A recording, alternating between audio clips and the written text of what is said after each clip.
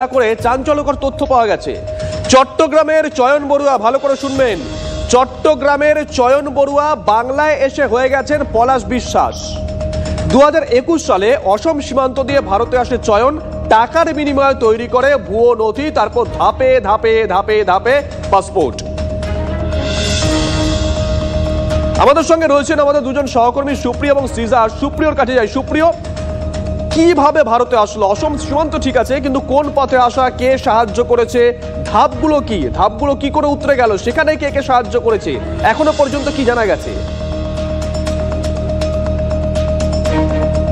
শুভজিৎ, তোমাকে প্রথমে যেটা বলবো যে রিজিওনাল পাসপোর্ট অফিস অর্থাৎ আরপিওর তরফ থেকে ভবানীপুর থানাতে যে 73টি সন্দেহভাজন পাসপোর্টকে সামনে রেখে অভিযোগ দায়ের হয়েছিল, অর্থাৎ যার ভিত্তিতে মূলত কলকাতা পুলিশের গোয়েন্দারা তদন্ত করছেন, সেই 73টি পাসপোর্টের মধ্যে একটি পাসপোর্ট হোল্ডার হচ্ছেন এই পলাশ বিশ্বাস ওরফে চয়ন বড়ুয়া, যার আসল নাম চয়ন বড়ুয়া। সে পলাশ বিশ্বাস নাম পরিচয় ব্যবহার করে বা নথিপত্র দিয়েই কিন্তু ভারতীয় পাসপোর্ট পেয়েছিল এবং তাকে গ্রেপ্তার করার পর ইতিমধ্যে তদন্তকারীরা যেটা জানতে পেরেছেন যে 2021 সালে ভারত বাংলাদেশের অসম সীমান্ত দিয়ে অবৈধভাবে অর্থাৎ কারোর সাহায্যে টাকার বিনিময়ে সে সীমান্ত পার করে ভারতে আসে এবং তার পরবর্তীতে দিল্লি, চেন্নাই, এমনকি কলকাতার বিভিন্ন জায়গাতে বিভিন্ন ধরনের কাজের সঙ্গে সে যুক্ত ছিল এবং বিগত বেশ কিছুদিন আগেই সে উত্তর 24 পরগনার মধ্যমগ্রামে সে একটি বাড়ি ভাড়া নিয়ে থাকতে শুরু করে।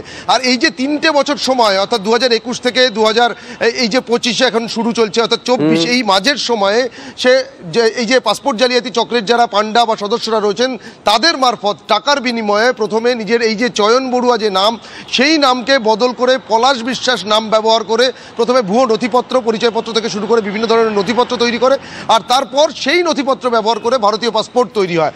আর পাসপোর্ট হাতে পাওয়ার পর বিদেশে পাড়ি দেওয়ারও কিন্তু তার পরিকল্পনা ছিল, ইতিমধ্যে তদন্তকারী সেটাও জানতে পেরেছেন এবং সেই বিদেশ পাড়ি দেওয়ার জন্য সে ইতিমধ্যে ভিসার জন্যও অ্যাপ্লাই করেছিলেন। তবে এই পলাশ বিশ্বাস ওরফে চয়ন বড়ুয়া, তাকে জিজ্ঞাসাবাদ করে তদন্তকারীরা এখন যেটা আরও জানার চেষ্টা করছেন বা তদন্তকারীরা যেটা অনুমান করছেন যে এই যে 3 বছর ধরে সে ভারতে ছিল, এই সময়ের মধ্যে এই চয়ন বড়ুয়ার হাত ধরে আরও অনেক বাংলাদেশি ঠিক একই কায়দাতে অবৈধভাবে সীমান্ত পার করে ভারতে আসার পর ভুয়ো নাম পরিচয় ব্যবহার করে ভারতীয় নথিপত্র, জাল নথিপত্র এবং সেই সমস্ত নথিপত্র ব্যবহার করে এই চক্রের মাধ্যমে, এই পাসপোর্ট জালিয়াতি চক্রের মাধ্যমে ভারতীয় পাসপোর্ট তৈরি করেছিল বলেও কিন্তু অনুমান করছেন। আর সেটাই কিন্তু এখন তাকে জিজ্ঞাসাবাদ করে জানা নজর থাকবে। সুপ্রিয় সঙ্গে থাকো। সিজার আমাদের সঙ্গে রয়েছেন, আমাদের সহকর্মী। সিজার, আমজনতা পাসপোর্ট ছেড়ে দাও, একটা ভোটার আই কার্ড করতে গেলে কিংবা একটা আধার কার্ড করতে গেলে হাজারো ডকুমেন্টস জমা করতে হয়, পাসপোর্টের ক্ষেত্রে তো হয়ই, কিন্তু এই যে মুড়িমুড়কির মতন ভুয়ো পাসপোর্ট উদ্ধার হচ্ছে, মানে একজন নয় একাধিক লোক এসে এদেশ থেকে, এ বাংলা থেকে পাসপোর্ট তৈরি করে নিচ্ছে, এটা হচ্ছে কি করে? দেখো, আমরা এই তদন্তের গোড়া থেকেই দেখতে পাচ্ছি সর্ষের মধ্যেই ভূত। অর্থাৎ যে গোটা সিস্টেমটা ধাপে ধাপে যে সিস্টেমের মাধ্যমে, যে সরকারি সিস্টেমের মাধ্যমে এই পাসপোর্ট ইস্যু করা হয়, তার প্রত্যেকটা ধাপেই কোথাও না কোথাও এই পাসপোর্ট জালিয়াতির যে চক্র, তার লোক রয়েছে।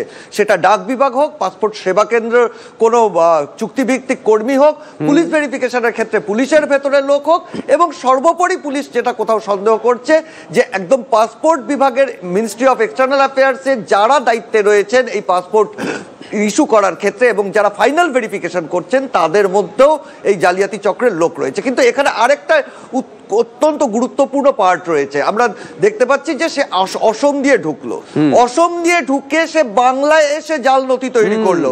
অসমে বসে কিন্তু জাল নথি তৈরি করলো না, অসমে সে 3 বছর থাকলো না, থাকলো বাংলায়। তাহলে কোথাও এই প্রশ্নটা কিন্তু বারবার উঠে আসছে যে জাল নথি তৈরি করে, নাগরিকত্ব পরিবর্তন করে, ভুয়ো নথির ভিত্তিতে পাসপোর্ট পাওয়ার ক্ষেত্রে বা এই ধরনের অপরাধের ক্ষেত্রে কোথাও কি এই রাজ্য সেফ হবেন, যেটা বিরোধীরা বারবার অভিযোগ তুলছেন।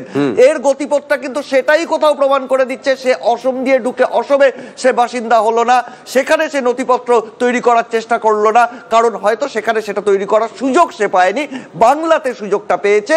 এবং সেই জায়গা থেকে বাংলায় যে সামগ্রিকভাবে নজরদারির অভাব, কোথাও যে পুলিশি নজরদারি থেকে শুরু করে এই ধরনের জালিয়াতি চক্র অনেক বেশি সক্রিয় এবং সেটার যে সর্ষের মধ্যে ভূত রয়েছে, সেই সমস্ত দিকগুলোই কিন্তু খুব স্পষ্ট হয়ে উঠছে এই তদন্তে।